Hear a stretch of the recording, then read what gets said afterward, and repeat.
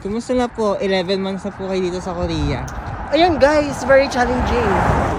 How's work po? Yung work ko talaga dito is very, kahit nakaupo ka lang, sumasahod ka na ng 100,000. Wow. Kaya kung gusto yung mag-apply sa company namin, ako bahala sa'yo.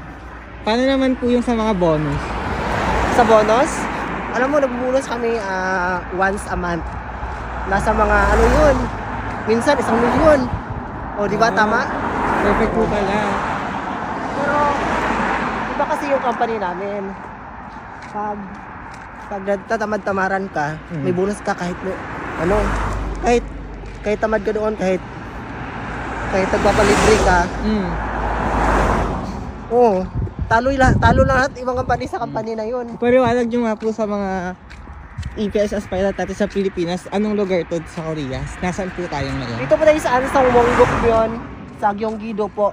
Gyeonggi-do. Makikita nyo po Alam niyo po yung Gyeonggi-do. Gyeonggi-do is pinakamalaking sa Seoul. yan. Malapit na po siya sa Seoul. Pinakamalaki siyang province Ah, in South Korea. ang Gyeonggi-do? Yes. Kung gusto niyo magpalipat ng lugar, Ng company, no? oo, Mas dito na marami kayo sa dito. Gyeonggi-do kasi maraming mga company dito na maganda talaga. Wow.